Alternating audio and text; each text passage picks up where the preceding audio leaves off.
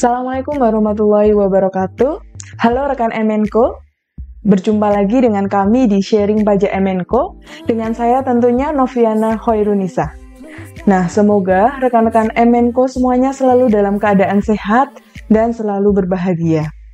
Dalam video kali ini, kita akan membahas terkait pengusaha kena pajak, atau orang-orang biasa menyingkat atau menyebutnya dengan PKP. Nah, sebelum itu, apa itu PKP? Menurut Undang-Undang PPN, pengusaha kena pajak atau PKP adalah pengusaha yang melakukan penyerahan BKP dan atau JKP yang dikenai pajak berdasarkan Undang-Undang PPN. Kemudian, sebelum kita bahas lebih banyak lagi, mungkin ada beberapa definisi yang teman-teman perlu ketahui. Yang pertama, wajib pajak menjadi pengusaha. Menurut Undang-Undang PPN, pengusaha adalah orang pribadi maupun badan dalam bentuk apapun yang dalam kegiatan usaha atau pekerjaannya menghasilkan barang, mengimpor barang, mengekspor barang, melakukan usaha perdagangan, memanfaatkan barang tidak berwujud dari luar daerah pabean, melakukan usaha jasa termasuk ekspor jasa, atau memanfaatkan jasa dari luar daerah pabean. Nah, itu tadi adalah pengusaha. Kemudian apa hubungannya dengan PKP gitu kan?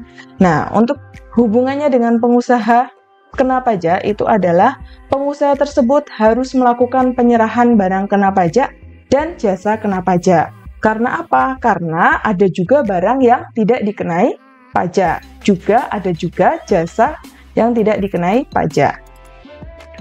Kemudian, untuk pengukuhan PKP sendiri, jadi kalau untuk pengusaha yang telah melampaui batas tertentu, di sini menurut PMK 197 tahun 2013, pengusaha wajib melaporkan usahanya untuk dikukuhkan sebagai pengusaha kena pajak apabila sampai dengan suatu bulan dalam tahun buku tersebut dalam jumlah peredaran bruto dan atau penerimaan brutonya melebihi 4.800.000.000.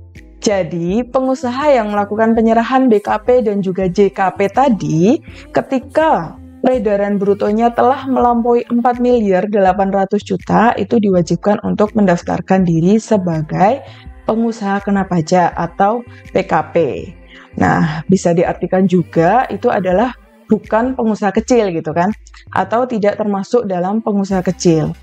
Nah, kita simak dulu di sini. Menurut PMK 197 tahun 2013, pengusaha kecil merupakan pengusaha yang selama 1 tahun buku melakukan penyerahan BKP dan atau JKP dengan jumlah peredaran 4.800.000.000. Maksudnya gimana? Gitu kan?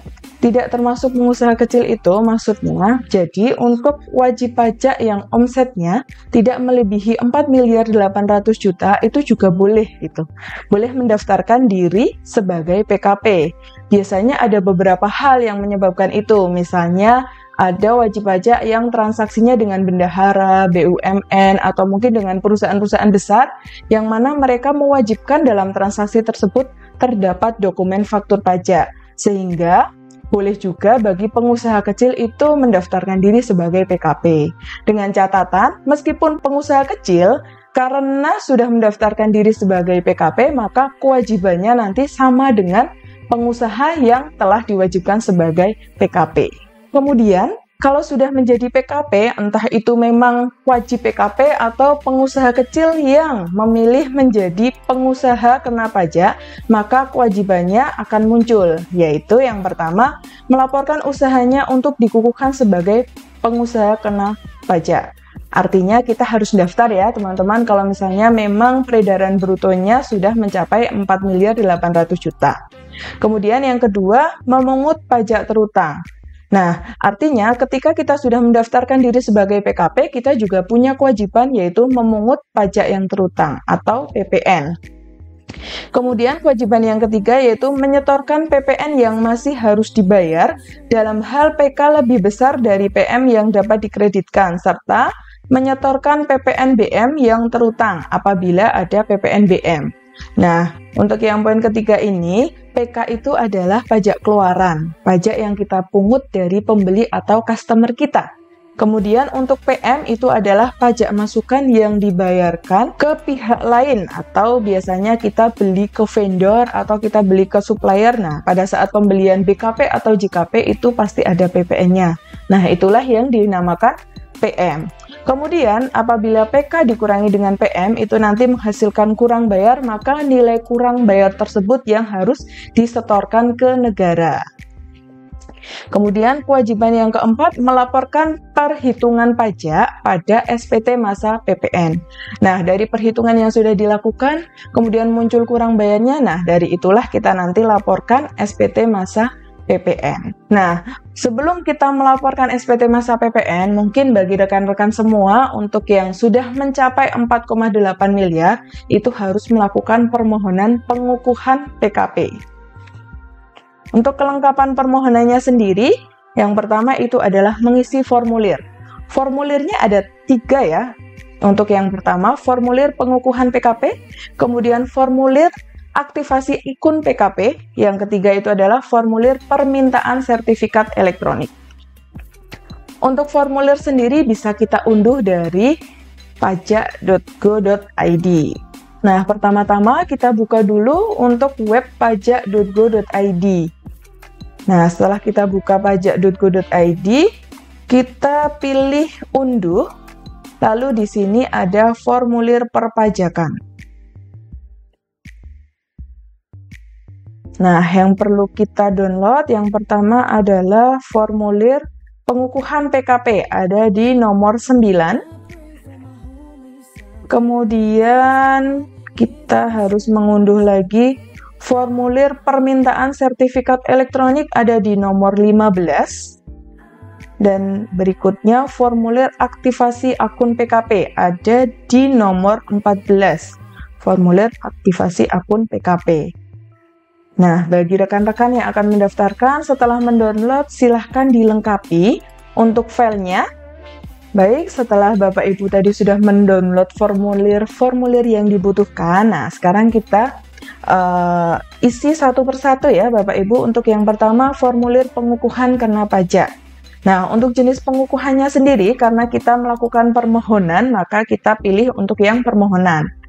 Kemudian, bagian A, identitas pengusaha CV atau PT. Nah, ini kita isikan untuk NPWP, nama wajib pajak, alamat email, nomor telepon, dan nomor telepon seluler untuk PT CV atau perusahaan yang akan kita daftarkan. Nah, dalam hal ini saya memberikan contoh PT ABC. Kemudian, berikutnya kita harus melengkapi informasi kegiatan usaha. Nah, yang pertama, jenis usaha atau kegiatan. Kita lengkapi, kemudian nomor 2, merek dagang atau usaha, jika ada kita isikan, namun apabila perusahaan atau usaha yang kita jalankan itu belum ada merek dagang atau usaha, maka silahkan dikosongi saja. Kemudian nomor 3, alamat tempat kegiatan usaha. Silahkan dilengkapi mulai dari jalan, blok, nomor, RT, RW, kemudian kelurahan atau desa, kecamatan, kota atau kabupaten, provinsi, dan juga kode pos. Selanjutnya kita lengkapi nomor 4, status kepemilikan tempat kegiatan usaha. Nah, untuk status kepemilikan sendiri, di sini ada milik pribadi, sewa kontrak, sewa kantor virtual, dan lain-lain. Silahkan dilengkapi sesuai keadaan perusahaan atau usaha Bapak Ibu. Kemudian nomor 5, peredaran bruto dan atau penerimaan bruto dalam rupiah. Nah, untuk peredaran bruto di sini harus diisikan pendapatan sampai dengan bulan di mana kita melakukan pendaftaran PKP. Nah, misalnya di sini saya isikan 4.600.000.000 rupiah. Untuk kolom ini wajib diisi ya Bapak Ibu. Termasuk terbilangnya juga jangan lupa untuk dilengkapi. Kemudian bagian C, pernyataan, dengan menyadari sepenuhnya akan segala akibatnya, termasuk sanksi-sanksi sesuai dengan ketentuan perundang-undangan yang berlaku, saya menyatakan bahwa apa yang telah saya beritahukan di atas adalah benar dan lengkap.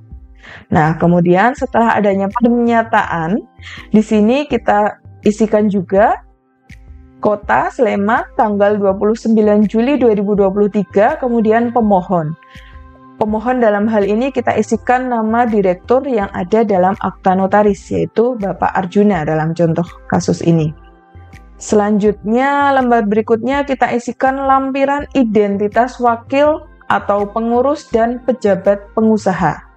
Yang pertama, poin pertama harus kita isi yaitu wakil pengurus atau pejabat, nama Arjuna selaku direktur. Nah, kita lengkapi tempat dan tanggal lahir, kemudian jabatan, kebangsaan Indonesia. Nah, NIK-nya juga kita lengkapi. Kemudian NPWP, nomor telepon, dan alamat email dari Bapak Arjuna juga kita lengkapi. Selanjutnya untuk poin kedua, wakil pengurus pejabat atau bendahara penerimaan ini tidak perlu dilengkapi apabila perusahaan Bapak Ibu di sini tadi adalah perusahaan swasta. Karena ini dilengkapi untuk bendahara. Jadi cukup kita kosongkan saja. Selanjutnya yang terakhir nanti di bagian kanan bawah di sini kita isikan kota, tanggal 29 Juli 2023 atau tanggal permohonan. Kemudian pemohonnya kita isikan nama selaku direktur dari perusahaan. Formulir berikutnya adalah formulir permintaan aktivasi akun pengukuhan pengusaha kena pajak. Nah, untuk jenis penetapan pengukuhan PKP-nya kita pilih yang permohonan, kita silang. Kemudian poin A kita lengkapi terlebih dahulu yaitu permintaan aktivasi akun PKP. Dengan ini saya, nah, nama, NPWP, NIK, dan juga jabatan silahkan dilengkapi selaku direktur atau salah satu pengurus yang ada dalam akta notaris. Kemudian bertindak sebagai PKP, wakil pengurus atau pejabat atau bendahara penerimaan dari pengusaha kena pajak. Nah, ini silahkan dilengkapi untuk nama, NPWP, alamat tempat kegiatan usaha, telepon, nomor telepon, ada juga nomor telepon seluler atau handphone, dan alamat email. Nah, ini kita lengkapi sesuai dengan data wajib pajak, yaitu data dari PT atau CV atau perusahaan yang akan didaftarkan PKP.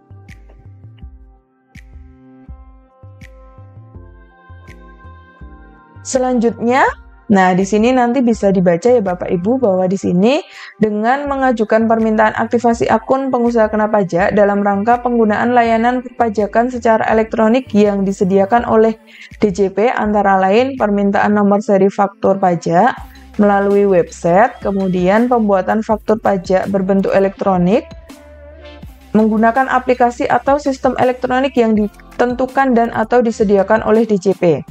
Berdasarkan peraturan DJP yang mengatur mengenai bentuk, ukuran, tata cara pengisian keterangan, prosedur pemberitahuan dalam rangka pembuatan, tata cara pembetulan atau penggantian, dan tata cara pembatalan faktur pajak dan perubahannya. Nah, kemudian di sini ada juga pernyataan persetujuan penggunaan akun pengusaha kena pajak. Nah, sehingga sebelum Bapak Ibu mengajukan permohonan PKP, ada baiknya silahkan dibaca pernyataan ini karena pada saat penyampaian file ini maka kita sudah dinyatakan setuju. Kemudian seperti biasa di bagian kanan bawah itu nanti akan ada kota, tanggal 29 Juli 2023 dan kita isikan nama dari direktur.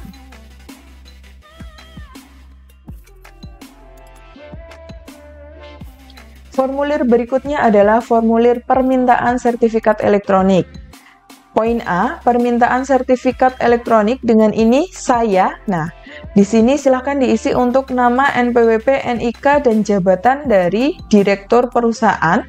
Kemudian bertindak atas nama wajib pajak atau wakil atau pengurus atau pejabat. Nah, kemudian poin 5, 6, 7, 8 yaitu nama wajib pajak, NPWP, alamat, kemudian nomor telepon seluler, dan alamat email ini dilengkapi dengan identitas perusahaan yang akan didaftarkan sebagai PKP.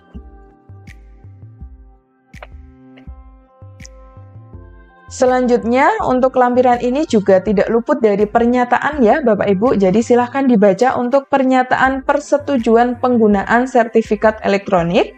Kemudian jangan lupa kita isikan di sini ada kota, tanggal 29 Juli 2023, pemohon adalah nama direktur. Kemudian formulir berikutnya adalah formulir pernyataan untuk permintaan sertifikat elektronik melalui email. Jadi formulir ini khusus untuk yang terakhir ini hanya digunakan apabila sertifikat elektronik itu kita minta melalui email. Apabila Bapak dan Ibu mengajukan datang langsung atau dengan pos, itu formulir ini tidak perlu dilengkapi ya. Nah, sekarang kita lengkapi dulu Bapak Ibu. Di sini selaku pengurus, nah kita isikan nama dan NPWP wajib pajak, kemudian NIK dan nama pengurus, lalu alamat email yang terdaftar di DJP Online, dan nomor telepon yang terdaftar di DJP Online. Nah, perlu diperhatikan Bapak Ibu bahwa alamat email dan nomor telepon yang tercantum di poin 5 dan 6 ini harus sesuai dengan DJP Online. Kemudian kita isikan juga EVIN pengurus yang menandatangani formulir permintaan sertifikat elektronik. Jadi kalau Bapak Ibu mengajukan dengan pengurus yang ditunjuk adalah direktur, maka EVIN pengurus yang ada di sini juga silakan diisi untuk EVIN dari pengurus. Dan juga nomor HP-nya, yaitu nomor HP pengurus yang menandatangani formulir permintaan sertifikat elektronik. Kemudian data SPT tahunan PPh Badan yang terakhir dilaporkan dengan status, tahun pajak, dan nominal. Nah, kemudian untuk status di sini ada kurang bayar, nihil, dan lebih bayar. Silahkan dicoret untuk yang tidak diperlukan ya Bapak Ibu.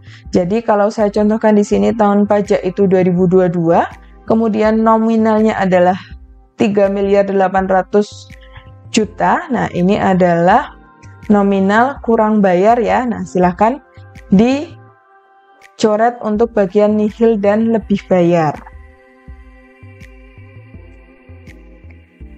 Yang terakhir adalah pernyataan. Nah, di sini silahkan dibaca Bapak Ibu. Dengan menyampaikan formulir ini, saya menyatakan setuju untuk memberikan informasi paspres kepada petugas pajak dan membebaskan DJP dari tanggung jawab atas setiap penyalahgunaan sertifikat elektronik dan paspres yang dapat mengakibatkan kerusakan dan atau kerugian baik langsung maupun tidak langsung, termasuk kehilangan keuntungan, penyalahgunaan data, atau kerugian lainnya. Dalam rangka keamanan data, setelah kondisi pandemi COVID-19 dinyatakan berakhir, saya akan mengajukan sertifikat elektronik baru sesuai ketentuan yang berlaku.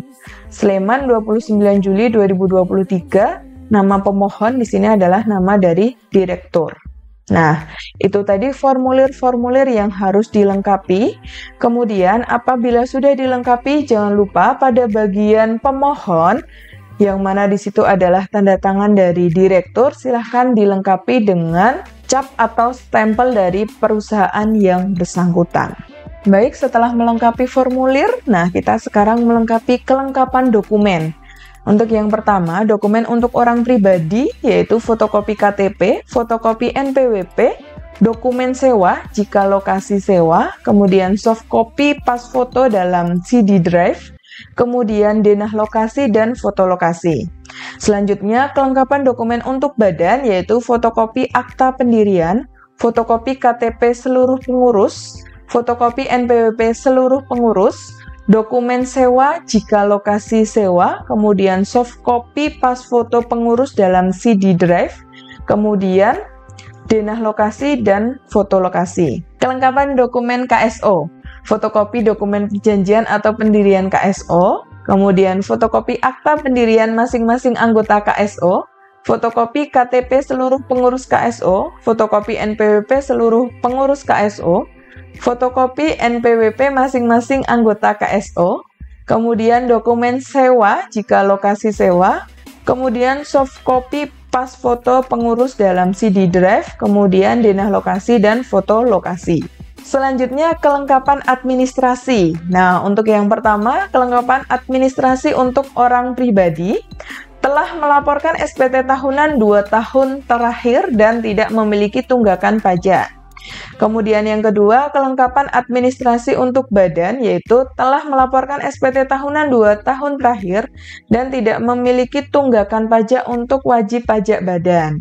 Telah melaporkan SPT tahunan 2 tahun terakhir dan tidak memiliki tunggakan pajak untuk seluruh pengurus. Selanjutnya, kelengkapan administrasi untuk KSO. Telah melaporkan SPT tahunan 2 tahun terakhir dan tidak memiliki tunggakan pajak untuk wajib pajak badan. Telah melaporkan SPT tahunan 2 tahun terakhir dan tidak memiliki tunggakan pajak untuk seluruh pengurus dan masing-masing anggota KSO. Baik, setelah kelengkapan formulir dan kelengkapan dokumen sudah disiapkan, permohonan dapat disampaikan dengan cara yang pertama, secara langsung ke KPP dengan pesan antrian di kunjung pajak, yang mana pengurus yang mewakili tidak dapat diwakilkan. Kemudian melalui pos ke alamat KPP, lalu yang terakhir dengan cara melalui email.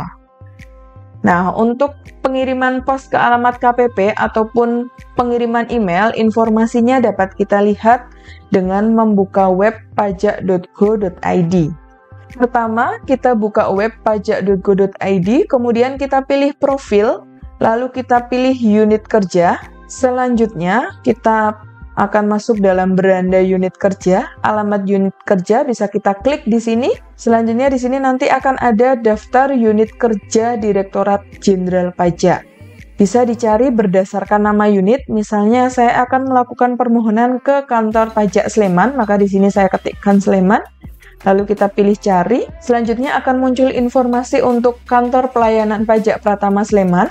Alamat Jalan Ring Road Utara. Nah, ini alamat bisa kita gunakan untuk pengiriman dalam hal menyampaikan permohonan melalui pos.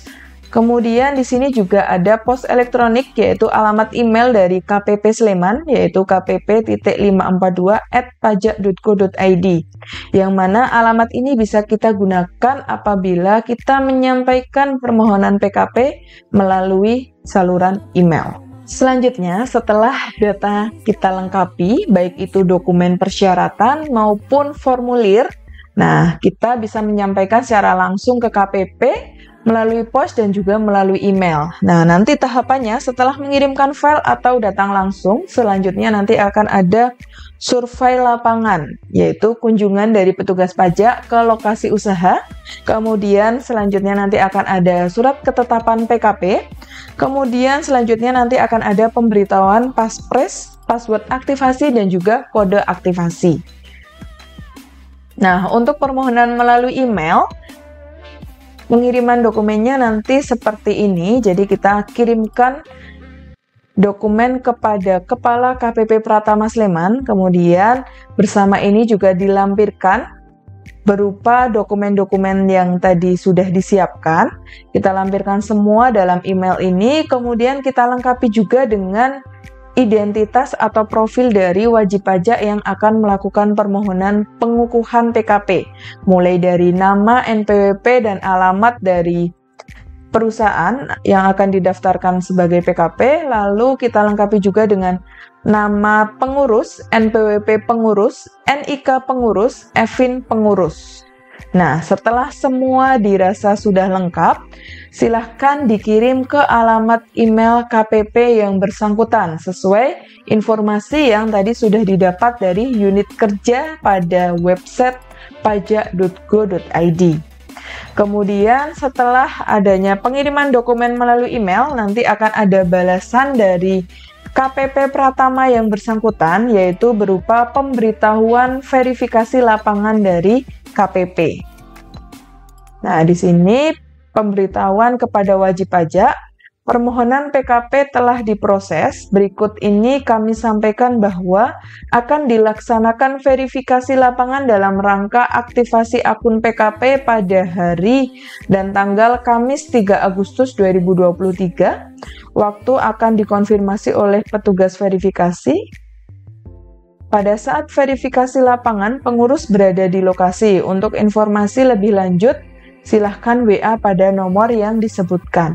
Nah, untuk verifikasi ini sendiri, nanti Bapak Ibu bisa langsung dikunjungi atau petugas pajak datang langsung ke kantor, bisa juga via Zoom meeting atau video call. Nah, itu nanti akan dijelaskan oleh petugas lebih lanjut setelah Bapak dan Ibu menghubungi nomor yang telah dituliskan dalam email tersebut. Setelah verifikasi lapangan dari KPP, nanti surat ketetapan PKP akan diberikan, yaitu dalam bentuk surat, biasanya dikirim melalui pos.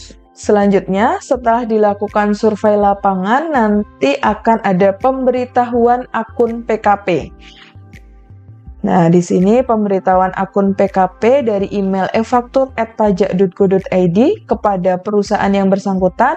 Dengan ini kami memberitahukan bahwa password yang Anda ajukan berdasarkan surat permohonan tanggal sekian-sekian adalah sekian-sekian-sekian. Nah, untuk password ini dapat diubah jika saudara telah melakukan aktivasi akun PKP, username dan kode aktivasi saudara telah kami kirimkan melalui pos ke alamat perusahaan yang bersangkutan. Nah, sehingga Bapak Ibu untuk password yang sudah ditetapkan ini bisa diubah setelah Bapak Ibu menerima file dari kantor pajak yang dikirim melalui pos. Kemudian selain pemberitahuan password aktivasi, nanti akan ada juga pemberitahuan kode aktivasi. Nah, dalam pemberitahuan kode aktivasi ini dilakukan oleh KPP yang bersangkutan, ditujukan kepada pimpinan perusahaan. Berikut kami sampaikan bahwa yang pertama, password saudara dikirim ke alamat email. Yang kedua, terlampir kode aktivasi. Yang ketiga, sertifikat elektronik dapat didownload secara mandiri melalui aplikasi Enova atau efaktur.pajak.go.id dengan login menggunakan username NPWP, tulis angka saja tanpa titik, dan password aktivasi. Password diketik manual, jangan di copy paste dengan langkah sebagai berikut. Yang pertama, download sertifikat digital, kemudian akan tampil halaman persyaratan dan ketentuan penggunaan sertifikat elektronik, lalu klik OK pada bagian bawah. Selanjutnya klik unduh, silahkan buat passphrase dengan kriteria minimal 8 digit, kombinasi huruf dan angka. Mohon passphrase selalu diingat. Nah, untuk passphrase ini dibuat sendiri sehingga Bapak dan Ibu harus mengingat. Jika perlu silahkan dicatat. Selanjutnya panduan penggunaan sertifikat elektronik dan aplikasi e-faktur serta pelaporan SPT masa PPN dapat dikonsultasikan lebih lanjut melalui layanan helpdesk. Nah, dalam email di sini juga sudah tercantumkan untuk nomor WA yang dapat dihubungi. Jadi apabila Bapak dan Ibu ada pertanyaan bisa langsung konsultasi melalui nomor WA helpdesk. Selanjutnya, setelah Bapak Ibu mengirimkan dokumen ke kantor pajak, lalu kantor pajak mengecek kelengkapan dokumen yang Bapak Ibu kirimkan dan juga telah melakukan survei lapangan, maka nanti akan diterbitkan yang namanya surat pengukuhan pengusaha kena pajak. Dalam surat pengukuhan pengusaha kena pajak, di sini disebutkan tanggal pengukuhan PKP. Nah, sehingga dokumen ini sangat penting bagi Bapak dan Ibu semuanya. Silahkan disimpan dan juga selain disimpan, dokumen ini bisa juga berfungsi sebagai pemberitahuan kepada lawan transaksi Bapak dan Ibu. Memberitahukan bahwa perusahaan yang Bapak Ibu jalankan itu sudah PKP, yaitu sudah wajib untuk memungut PPN. Kemudian akan ada juga pemberitahuan kode aktivasi. Nah, seperti ini contoh surat pemberitahuan kode aktivasi. Silahkan bisa disimpan juga Bapak Ibu karena kode aktivasi ini biasanya dikirim melalui pos. Setelah terbit surat pengukuhan PKP dan juga pemberitahuan kode aktivasi yang mana di situ sudah ada password aktivasi, kemudian kode aktivasi dan juga ada pembuatan passphrase, maka Bapak Ibu selanjutnya bisa melakukan install aplikasi e-faktur menggunakan password dan kode-kode tersebut. Untuk penginstalan aplikasi e-faktur, Bapak Ibu bisa mendownload dari laman efaktur.pajak.go.id. Selanjutnya, Bapak dan Ibu silahkan membuka untuk efaktur.pajak.go.id. Nanti akan muncul selamat datang di aplikasi Enova Online. Di sini kita diminta untuk memasukkan username, NPWP, dan juga password. Nah, selanjutnya nanti bisa digunakan untuk login. Password yang digunakan di sini adalah password aktivasi. Setelah Bapak dan Ibu berhasil masuk dalam aplikasi efaktur.pajak.go.id, nanti dalam web ini akan ada beberapa fasilitas yang dapat Bapak Ibu gunakan. Yang pertama di sini ada profile user. Dalam profil wajib pajak di sini akan ada berbagai macam informasi terkait profil dari PKP. Kemudian di sini juga bisa digunakan untuk ganti password dan juga ubah email yang terdaftar. Selanjutnya nanti di sini ada beberapa menu yang bisa digunakan seperti riwayat permintaan nomor seri faktur pajak, lalu pengecekan nomor seri faktur pajak, kemudian permintaan sertifikat digital, download sertifikat digital, riset aplikasi klien, pengecekan SKTD, dan juga permintaan nomor seri faktur pajak. Nah, itu nanti bisa difungsikan apabila aplikasi e-faktur Bapak Ibu sudah bisa dijalankan. Sebelum Bapak dan Ibu menjalankan aplikasi e-faktur, silahkan bisa di-download untuk aplikasinya. Ada dalam website efaktur.pajak.go.id. Kemudian di bagian bawah di sini ada pengumuman yang nomor 1, yaitu aplikasi e-faktur terbaru dapat diunduh di sini. Silahkan klik di sini. Untuk selanjutnya, silahkan Bapak dan Ibu mendownload aplikasi e-faktur sesuai dengan PC yang Bapak Ibu sediakan. Di sini disediakan bisa untuk Windows, Linux, dan Mac. Untuk update aplikasi dan sebagainya nanti akan diupload di sini, sehingga apabila ke depan nanti ada aplikasi yang harus diupdate, Bapak dan Ibu bisa mendownload patch update-nya dalam download aplikasi e-faktur ini. Demikian pemaparan video pengusaha kena pajak dan juga permohonan cara pengukuhan PKP. Semoga apa yang saya sampaikan bisa bermanfaat. Sampai berjumpa di video-video berikutnya. Wassalamualaikum warahmatullahi wabarakatuh.